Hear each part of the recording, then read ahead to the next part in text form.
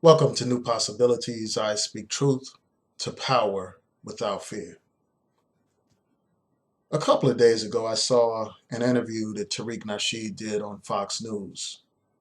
And I thought about providing my commentary, but I saw that quite a few people had discussed the issue on their YouTube channels. So I said, well, let me fall back. That was until one of the viewers asked me my opinion. So I'm going to provide my opinion now. And I encourage you all to send me suggestions for topics. If there's something you think I should talk about, let me know. Feel free to message me on YouTube or to send me an email. My email address is newpossibilitiesblog@yahoo.com. So I welcome your suggestions and your ideas for future videos and topics. So I'm going to discuss this now. So at Ohio State University, there was a terrorist attack that occurred there. A Somali immigrant named Abdul Artan rammed his car into a crowd of bystanders. These people were just innocent people minding their own business, just hanging out at their university. And this man rams his car into this crowd, injuring several people. After doing so, this man gets out of his car with a knife and starts slashing and stabbing random people. A police officer arrived on the scene and shot and killed this man before he could injure and hurt more people. And people have hailed this officer as a hero because he has stopped a terrorist. And that's another thing. After this incident occurred, it came out that this Somali immigrant posted online talking about how he supports action against the West, espousing support for terrorists.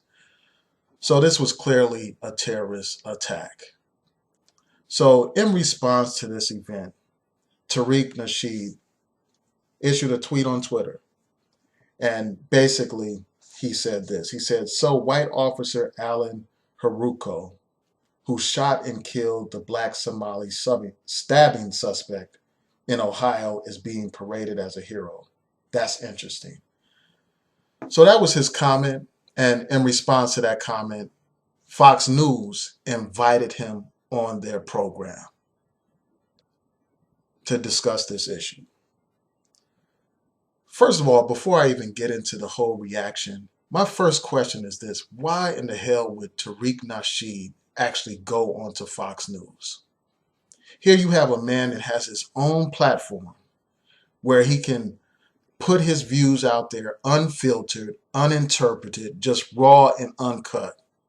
But yet this man feels the need to go on Fox News.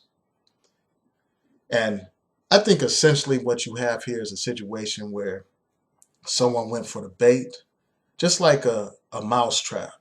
You lay out the cheese, the mouse sees the cheese, and they go for the cheese, and they end up getting whacked, getting killed. And that's essentially what happened with Tariq Nasheed. He went for the cheese, just like a mouse, just like a rat, and he got snapped. These people do not invite African Americans onto Fox News because they appreciate their opinions. They don't put them on Fox News because they value their thoughts about the issues of the day or that they're actually concerned about the opinions of black people. That's not why they bring you onto Fox News. They bring you on Fox News to discredit the legitimate complaints and demands that black people have. They put you on Fox News to trivialize our struggle as a people. They put you on Fox News so that they can race bait their racist white audience that loves to see black people in a negative light. They put somebody on like you so that they could discredit legitimate complaints against racism. Because this incident right here, this incident where this terrorist got killed by a police officer, is not a racial incident. It is not some social justice cause that we need to be asking about or rallying behind. This is a terrorist attack. And despite whatever Tariq Nasheed said, this tweet was clearly designed to racialize this incident, to turn it into some kind of incident of possible police brutality, to raise questions about it, to racialize it. And I think that this is a prime example of race hustling. That's all it is, because this is not a racial incident. You have somebody that was armed, somebody that attacked a group of people. This is not some police brutality situation at all. Even though he doesn't clearly say that in his tweet, he's implying that there's something wrong about a police officer defending the public from a terrorist. He implies that this is some kind of racial issue by mentioning the racial identity of these people. And basically what Fox News did was they called him out on his race baiting. And he did not have a legitimate response to the questions being raised about this tweet. And, people are free to tweet whatever they want, to have whatever opinions they have. And, frankly, I think that it is silly for him to feel the need to go on Fox News to explain his own tweet. This man knows what Fox News is about. He knows what they're about very well. And from what I understand, he's made statements about people going on Fox News. So he knew better. But it's that ego that got in the way. It's that ego that brought him on the program. Because Fox News is not even your audience. They're not the people that support what you do. But it raises your stature to be able to say, well, I was on Fox News. I mean, you condemn white supremacy, but you go on a news network that's dedicated to white supremacy. How does that make any kind of sense? So he goes on there, and Tucker Carlson calls him out on this. He asked him questions about this.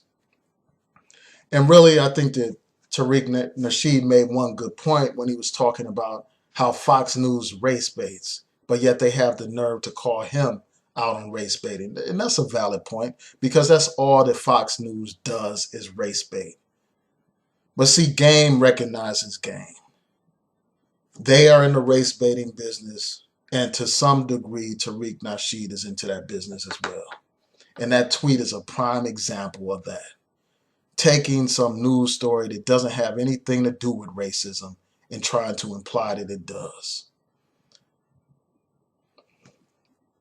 So game recognizes game. They're race hustlers. They hustle a different audience. They keep these white people enraged against black people and Black Lives Matter and legitimate complaints against racism. They feed that racist white audience what they need to hear, what they need to see. So when you have somebody trying to racialize this terrorist incident, what it does is undermine our struggle. It undermines our legitimate complaints against police brutality. Because that is not a police brutality case. That is not a case of white racism right there. That is a case where somebody possibly saved lives.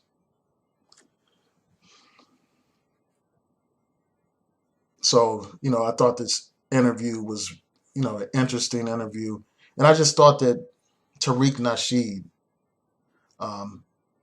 did not fully respond to a lot of the questions being asked. I mean, he danced around the questions, and, for obvious reasons, because he knows very well that his tweet did imply that this is some kind of racial issue, did raise questions.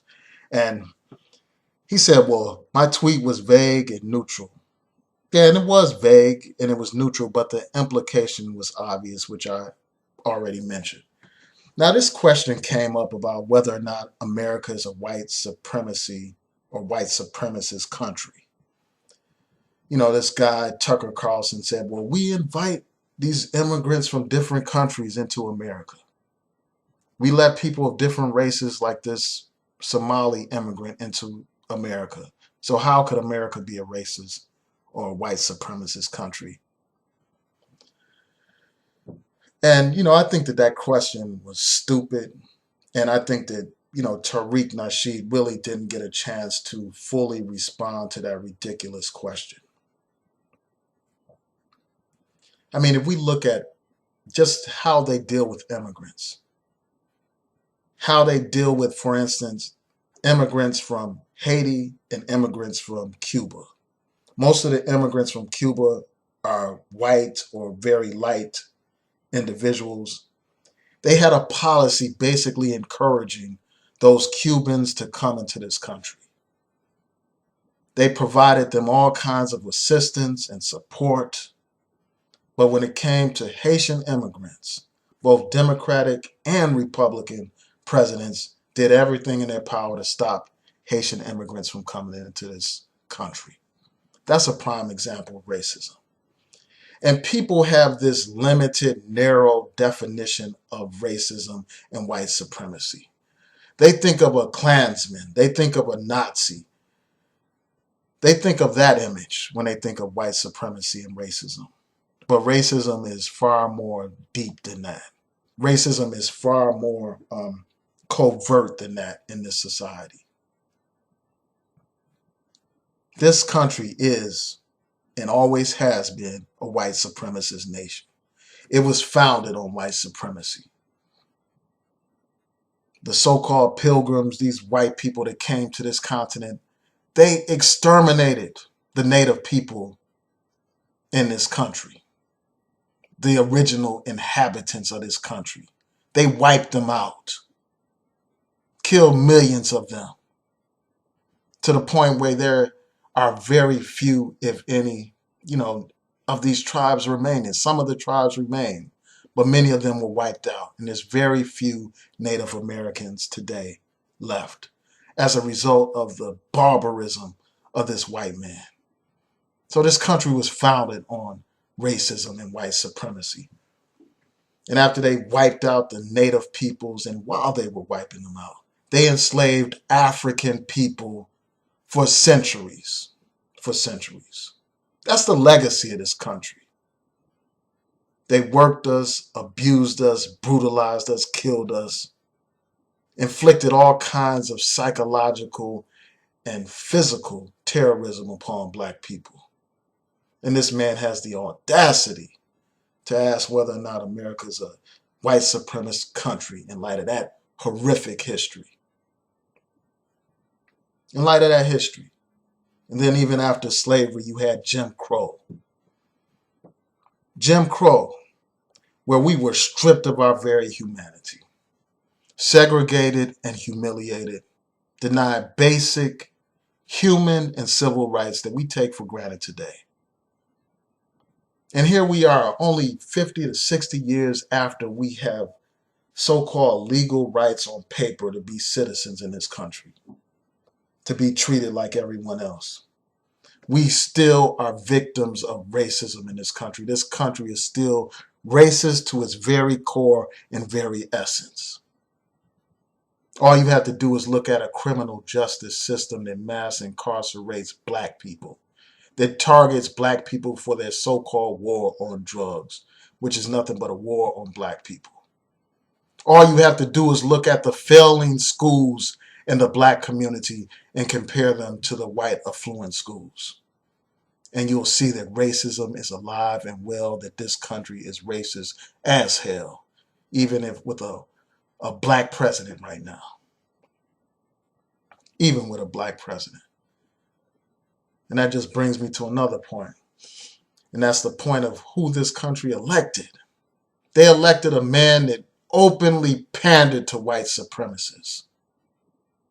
A man who put a damn white supremacist in his cabinet as the chief political strategist. This is the country we live in. A racist country.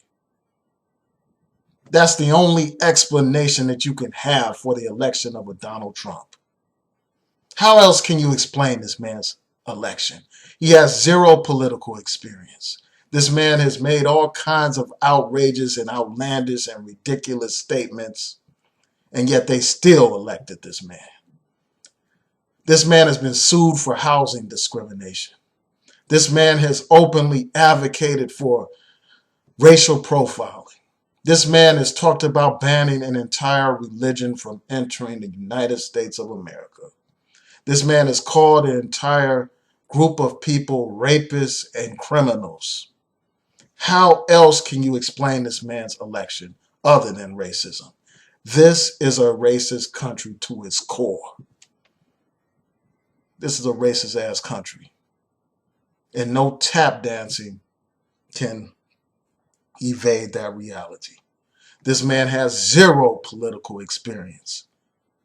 He hasn't held office as a dog catcher, but yet they appointed this man, elected this man to be president of the United States. This man lost every single debate during the campaign, every single debate against Hillary Clinton, but they elected this inexperienced fool, this damn buffoon, this reality star to be president of the United States of America. You can't tell me that this is not a racist ass country that we live in. And when you look at other issues involving the plight of black people, when you look at the massive disparities in wealth,